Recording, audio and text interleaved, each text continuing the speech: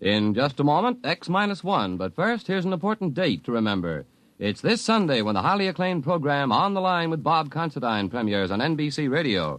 Behind each news event is a human interest story, and beginning Sunday, you can hear these fascinating sidelights with commentator Bob Considine. You'll also meet the important people who make the headlines, people from the government, labor, and management, or perhaps someone in your own hometown today. The latest news becomes more meaningful when you understand the human interest. So make a date to hear On the Line with Bob Considine. Now stay tuned for X-1 on NBC. Countdown for blast off. X-5, 4, 3, 2, X-1, fire.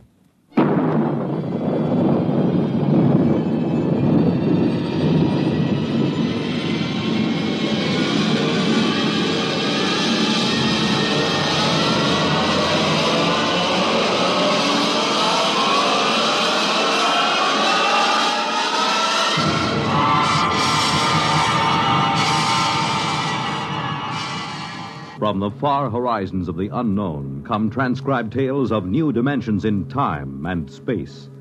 These are stories of the future, adventures in which you'll live in a million, could be years, on 1,000 maybe worlds. The National Broadcasting Company, in cooperation with Galaxy Science Fiction Magazine, presents X minus one.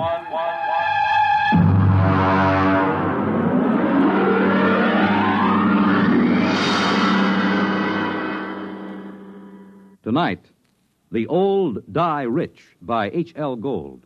The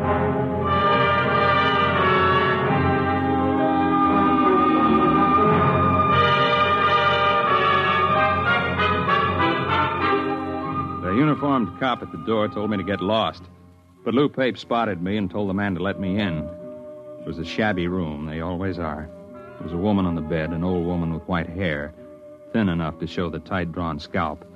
The medical examiner was going over her as if she were a side of beef that you had to put a federal-grade stamp on. When are you going to stop taking this ham friend of yours around to these cases, Sergeant, just to gratify his morbid curiosity? Forget about Weldon, Doc. What did she die of? Not eating, malnutrition. Oh, now look, Doc, in the top bureau drawer, she had bank books showing $32,000 from 5 different banks. Now, she had the price of a meal. Malnutrition induced by senile psychosis. They starve because they're less afraid of death than digging into their savings. I don't know, Doc. It doesn't feel right to me. Listen, Weldon, just because you get up on a stage or on some half-baked television show and make believe you're 70 years old doesn't qualify you as an expert on gerontology. Maybe not, Doc. But I went bald at 25, and I've been playing old men ever since.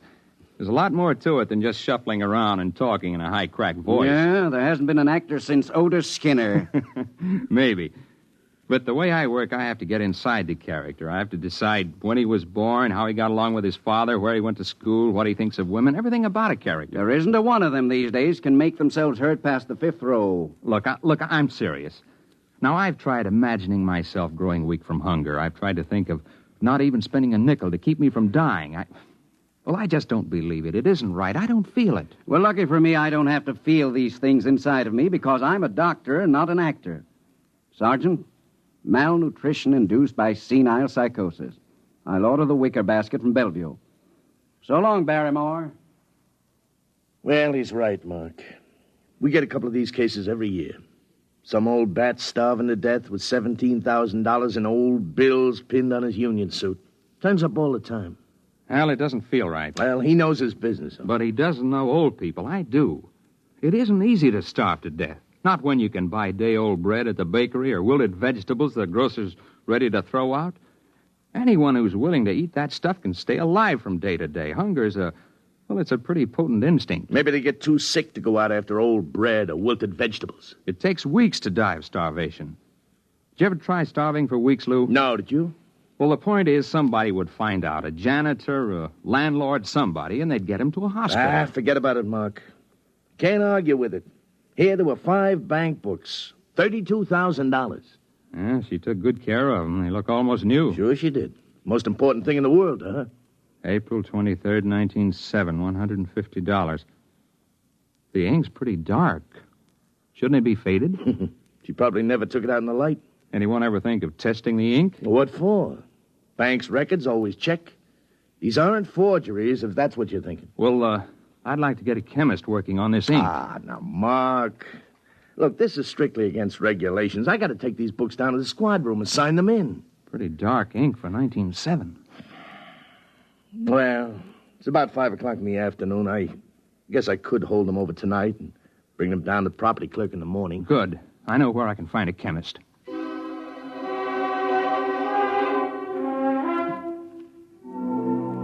Mr. Weldon, there's no doubt of it. The ink sample is typical of inks used 50 years ago. 1907 would be about right. There, you see, Weldon? I was supposed to go to the Trotters tonight. But according to the amount of oxidation, it's fresh enough to be only a few months old. There, I was right. Well, couldn't that be the result of unusually careful handling, though? Oh, yes, I suppose it could. An airtight compartment, perhaps, sealed with one of the inert gases or a vacuum. That might account for the lack of normal aging. Lou, you can't keep inert gases in a top bureau drawer in a fourth-floor walk-up. Yeah. Well, it's probably some simple explanation. For fresh ink, half a century old.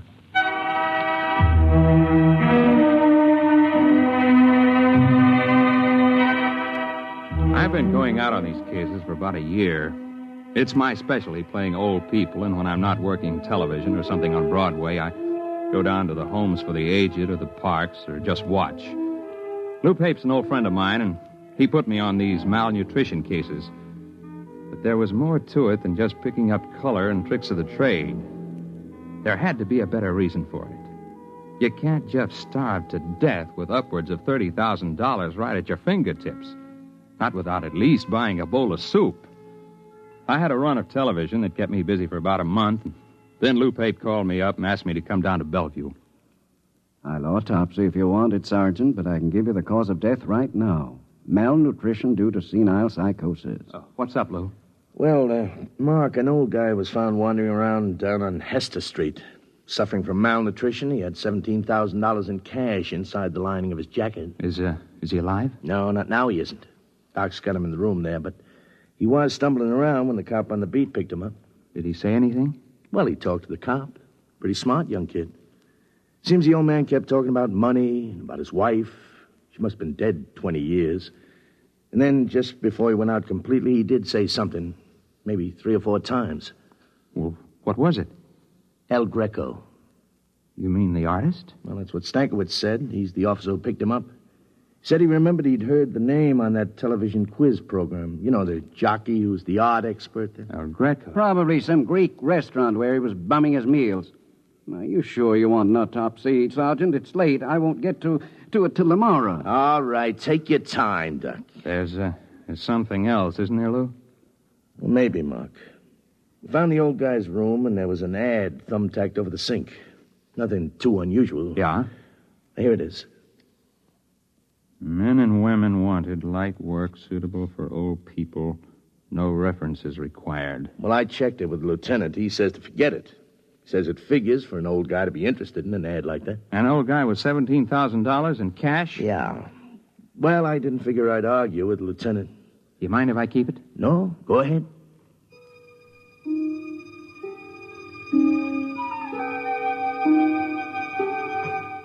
It was an old brownstone house in the East 80s. I got in line with the rest of the applicants.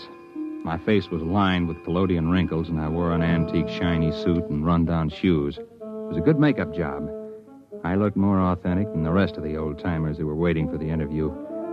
I finally came up to where a woman was asking the questions. Name? Kernet. Louis Kernet. Kernet. Mm-hmm. Address? Well, I don't exactly have a place. I've been staying with a fella down on 12th Street, a friend of mine. I met him in the cafeteria. Previous occupation? Well, I worked at a lot of things. Used to be a printer way back. I could handset... Do you have any references? Well... Family? No, ma'am. I haven't got any family. I had a cousin in Salt Lake City, but I haven't seen him in 30 years or more. The ad said you didn't need no references. Yeah, well, that's right. Now, will you wait in the other room? Yes, ma'am. Do I get the job, ma'am? Just wait in the other room.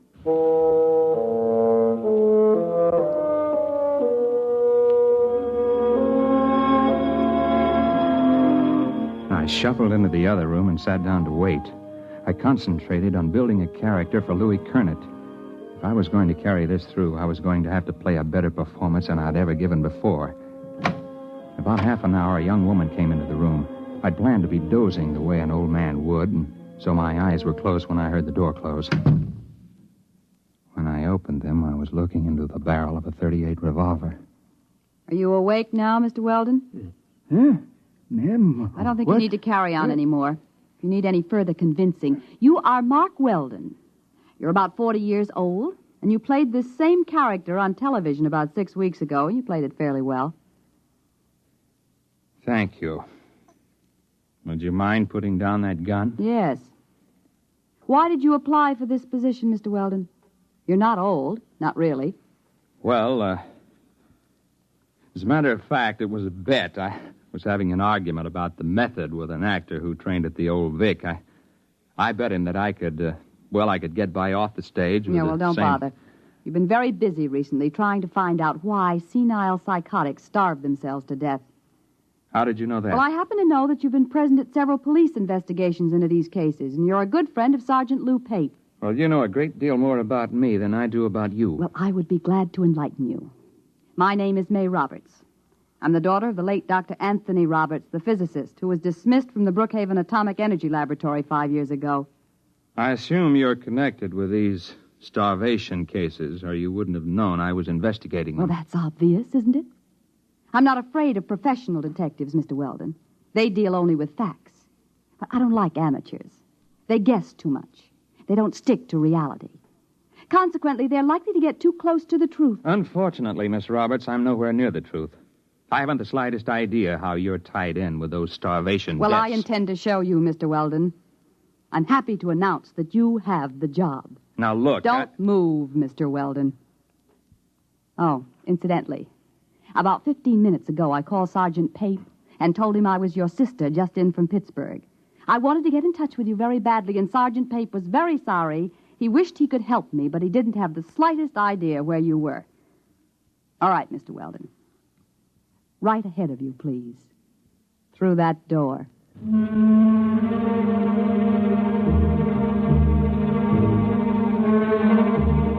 She didn't look like the kind of girl who would forget to hold the gun on me as I went down the hall. So that's all I did, just go down the hall. I climbed up to the 4th floor to a large room. There was a maze of electrical equipment bolted down, tubes and wires and dials. In the middle of the room was a wire mesh cage. She kept that gun on me, steady as a rock. She began to set readings on the dials and flip switches on the control panel. It'll take about 5 minutes for the field to build up, Mr. Weldon. Please get in the cathode area. You mean that wire cage? Go ahead. All right. Now, I wouldn't advise moving now, Mr. Weldon. The wire carries some 10,000 volts. Now, look, Miss Mr. Roberts... Weldon, you're curious, and you could turn out to be a great nuisance to me. As long as you've come this far, we might as well both benefit by it. Benefit? You'll find a suit of clothes on the floor there. Put it on. But after all... Put it on.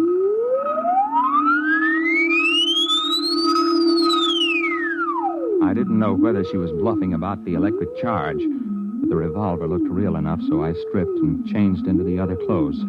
The shoes were a little too tight and pointed. The collar of the shirt was too stiffly starched and too high under my chin.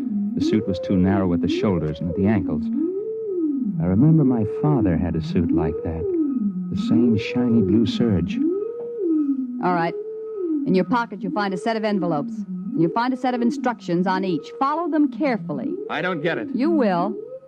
Use the envelopes in the order they're arranged. What's this all about? Mr. Weldon, I meant it when I said this could be a benefit to both of us. There's no use explaining anything. You'll find out. And don't try to escape. It can't be done. All right. Now the field generators are ready. Look, Miss Roberts, this is absolutely... Just follow instructions, Mr. Weldon.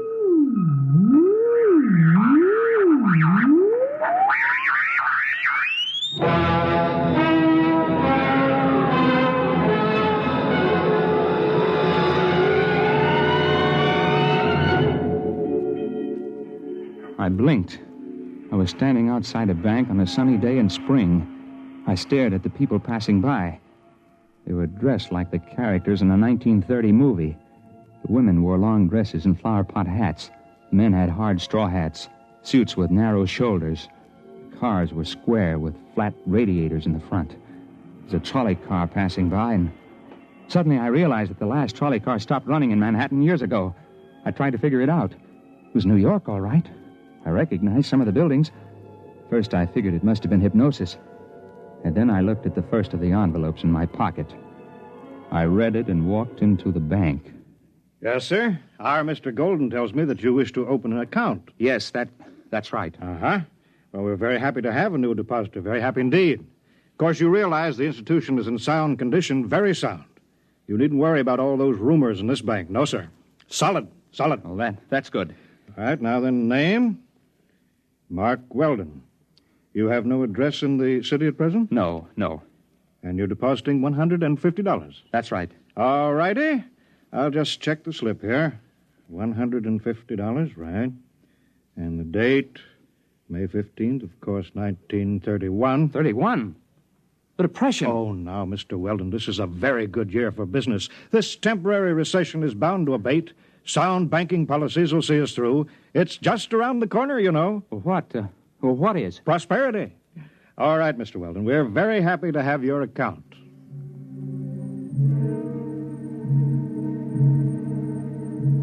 I went outside the bank, and I stood there in the spring sunlight and let the terror soak into me. The possibility of the entire situation was gnawing at the edges of my mind. And then suddenly I wasn't there. It was as fast as blinking. I was outside another bank in the same city. The date on the next envelope was May 29th, and it was still 1931. I made a $75 deposit there, and then $100 at another place a few days later, spending a few minutes each time and going ahead anywhere from a couple of days to almost a month. In 1934, I found myself inside a broker's office. Very well, Mr. Weldon. As I understand it, you are buying this stock for a Dr. Anthony Roberts. That's right. I assume the stock will be in his name? That's right. I'm just acting as agent. I follow instructions. Of course. Well, are you sure I can't convince you that you're making a big mistake? No, these are my instructions. Well, now, Mr. Weldon, we are a reputable brokerage house, and, well, frankly, I feel quite shaky about putting our clients' money into this kind of security. There's no future in it. It's a rare metal for which there is very little use for industrial purposes, and, however, if your client is adamant. I have my instructions. Very well, then. In the name of Dr. Anthony Roberts, 100 shares of Montana uranium. Most unwise.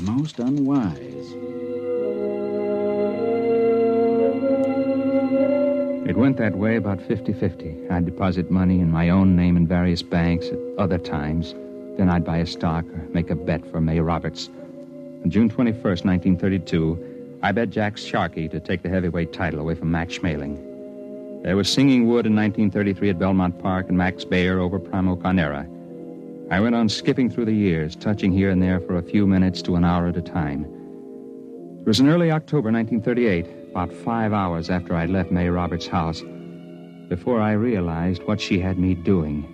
It was making deposits and winning sure bets, just as those senile psychotics had done. The ink on their bank books seemed fresh because it was fresh. Wasn't given a chance to oxidize. The rate I was going, I'd be back at my own time in a few hours with $15,000 compound interest in cash. But those old people had died of starvation somehow with all that cash in banks. I didn't know how it happened or why.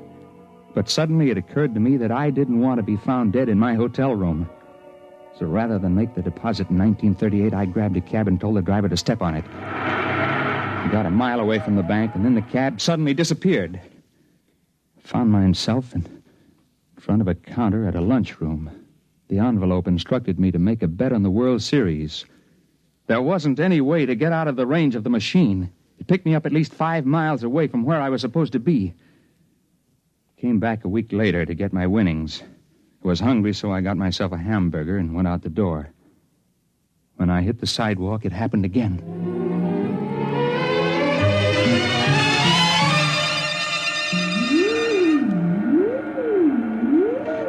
Don't touch the cage yet, Mr. Weldon.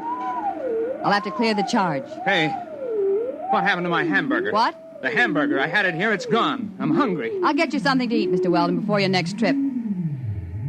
Well, you've done pretty well for yourself, haven't you? Yes, I have. About 15,000. I had ketchup on my sleeve. It's gone. Mr. Weldon, I want to talk seriously with you. Now you've seen part of what I'm doing. Part? My father was discharged from all his research and university connections because he insisted in publishing his findings on the temporal field research. All the conventional physicists explained that it was overwork and recommended everything from hot bouillon before retiring to psychoanalysis. Well, possibly both of these might have been beneficial. But the fact of the matter is that temporal field activities are quite true, and you've seen proof. Well, I suppose I have. So it seemed just a question of money, although obviously I can get all I need now. But sending people back through time to bet on sure things like uranium... It's a fair exchange. I pay well for service, don't I? I suppose so. But that isn't the most important thing. I've been able to save things that would have been lost otherwise. I've sent people back to find precious treasures that would have been destroyed or would have disappeared. Like an El Greco painting? Yes. And the original score of Mozart's Magic Flute that would have been burned in 1942, and a Picasso miniature that would have been lost at sea in 52. I have them all here. Stolen? No. Bought with money from the year itself at a fair price. Well, Mr. Weldon, I sent you back because I've needed someone to work with me on a regular basis. Someone who's faster and more alert than the old people I've hired till now. Why old people? It's a function of the field. You can't send somebody back to a year in which they didn't exist at all. I'm hungry. Please, Mr. Weldon, this is very important. My father died trying to prove the validity of his field theory to conventional scientists, and I don't intend to bother. We can become the most powerful people in the world. I don't feel very powerful now. You haven't got a sandwich hanging around. I want to make you an offer, Mr. Weldon. I need someone to help me expand the operation, plan the projects and research. I chose you because I was afraid that you might hit on the truth by yourself. Can I come out of this cage Be careful. now? Don't touch the contacts. The field reacts on a random factor for at least an hour after it's cut off. I'll be careful.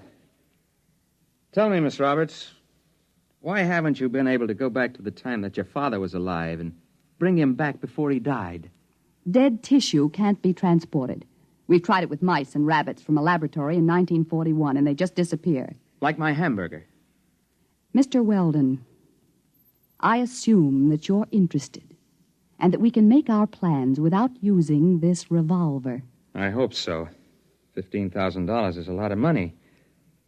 Of course, you were able to send those old people back a lot further. Some of them as far back as 1880.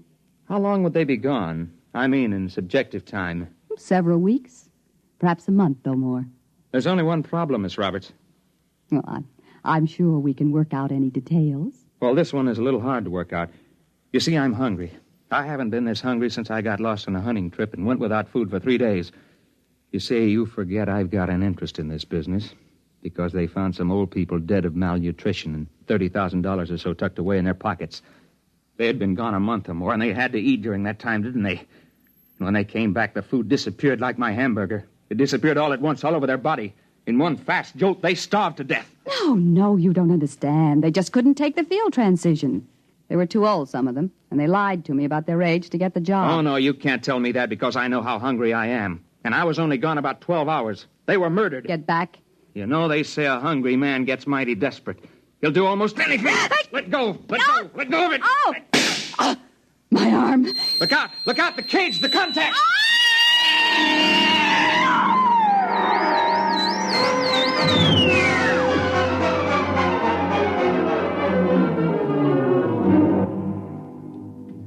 She fell into that cage and disappeared before she hit the ground. I didn't know what happened. I know she said the field worked in a random factor, whatever that meant. I called Lou Payton. He came to the house just after the fire started. Something went in the control panel, and it turned out to be a 4-alarm fire before they got it under control. There was nothing left of the machine. There wasn't much left of the brownstone house.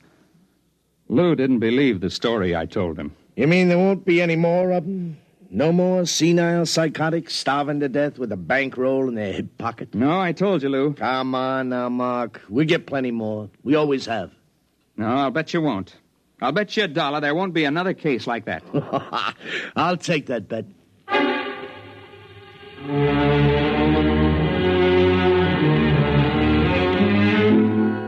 I lost the bet. There was one more case, and perhaps it was the strangest one. A woman was found wandering in Bryant Park just before she died of acute starvation. One strange thing was she was young, not more than 30. And the other was she had $17,000 stuffed in her pocketbook and a bullet wound in her arm. The medical examiner said was at least 2 months old. I guess that's what she meant by the random factor.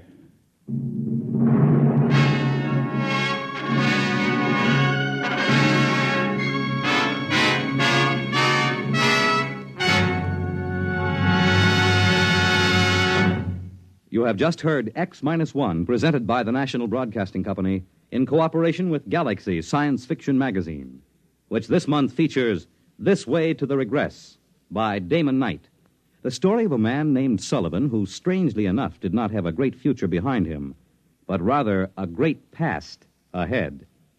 Galaxy Magazine on your newsstand today. In a moment, tonight's cast and a preview of next week's exciting drama. Farmers know they can't stop storms, floods, or droughts from ruining a crop. But they can make sure things like that can't ruin them by investing in United States savings bonds. Not only farmers, but over 40 million Americans in all sorts of jobs own 40 billions of savings bonds. And why? Because savings bonds are the easy way to start saving and to keep saving. And the money you invest in savings bonds mean protection now and ready cash when you need it in the future.